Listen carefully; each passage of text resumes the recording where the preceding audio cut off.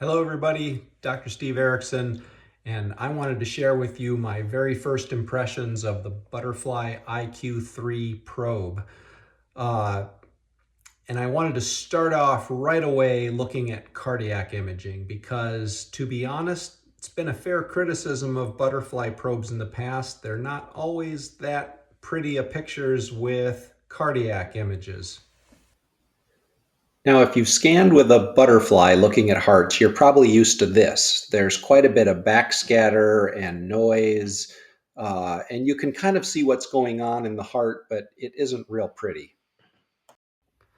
Now, my assumption was this would happen because this all-in-one probe face was just too fat, and a lot of the sound coming out of here would go off the ribs and bounce back and just not give a clear image. But Butterfly is programming their ultrasound on a chip array so that not all of the array is sending out sound at the same time.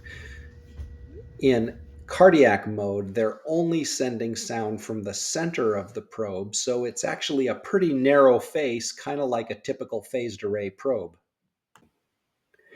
Here's the exact same patient with the iQ3. It looks like there's less noise, less backscatter, and a clearer image overall.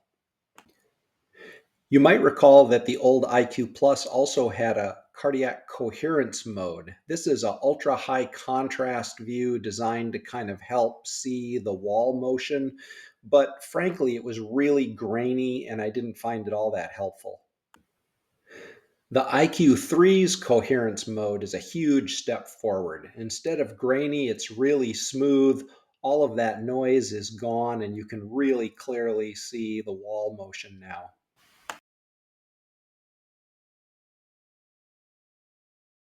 Let's look at them side by side. Here's the old iQ Plus on the left and the new iQ3 on the right. Same patient, same day, same scanner.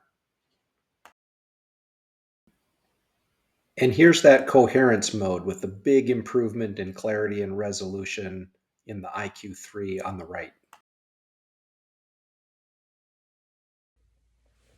The last thing I would say about the iQ3 is that you may want to take a look at the screen that you're using right now. I have tested this with an old iPad, version 5, that's probably about 4 or 5 years old.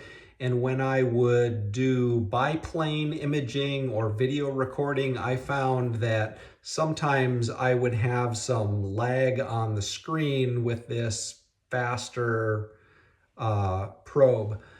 On the other hand, my iPhone 12, that's only a year or two old, seemed to keep up just fine. But if you've got an older device and you're thinking about upgrading to the iQ3, you might need to upgrade your screen as well.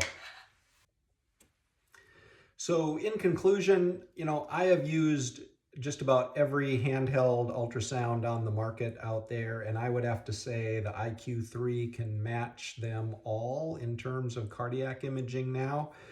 Probably even more exciting is what this thing can do with linear probe settings, those high frequency musculoskeletal nerve imaging, small parts imaging. This thing is really amazing with that. So I will have another video about that coming soon, so stay tuned.